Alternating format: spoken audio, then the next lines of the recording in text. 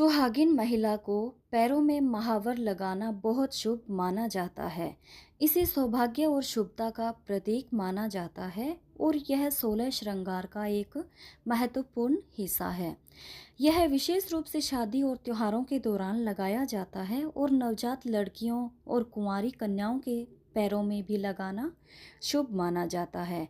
आलता को माता लक्ष्मी यानी माँ लक्ष्मी पूजा का स्वरूप माना जाता है। इसी कारण कन्या पूजन में कुंवारी कन्याओं के पैरों में आलता लगाना बेहद शुभ होता है।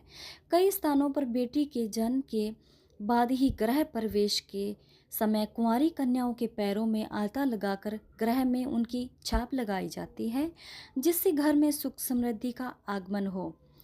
दक्षिण दिशा की ओर मुख करके न लगाएं आलता। कुछ महिलाएं किसी भी दिशा में बैठकर आलता लगाती है, लेकिन ऐसा करना शुभ नहीं माना जाता है। मान्यताओं के अनुसार आलता कभी भी दक्षिण दिशा की तरफ मुख करके नहीं लगाना चाहिए। इस दौरान दिशा के बारे में ध्यान रखना बेहद ज़रूरी है।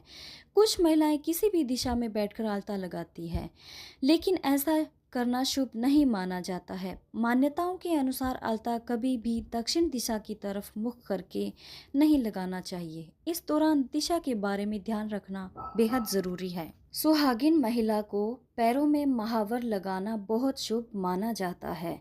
इसे सौभाग्य और शुभता का प्रतीक माना जाता है और यह 16 श्रृंगार का एक महत्वपूर्ण हिस्सा है। यह विशेष रूप से शादी और त्योहारों के दौरान लगाया जाता है और नवजात लड़कियों और कुंवारी कन्याओं के पैरों में भी लगाना शुभ माना जाता है।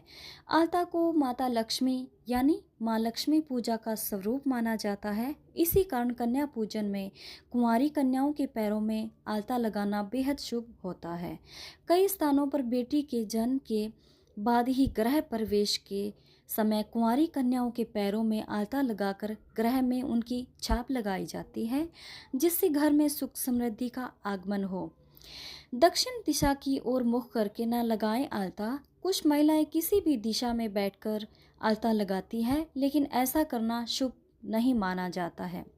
मान्यताओं के अनुसार आलता कभी भी दक्षिण दिशा की तरफ मुख करके नहीं लगाना चाहिए। इस दौरान दिशा के बारे में ध्यान रखना बेहद ज़रूरी है।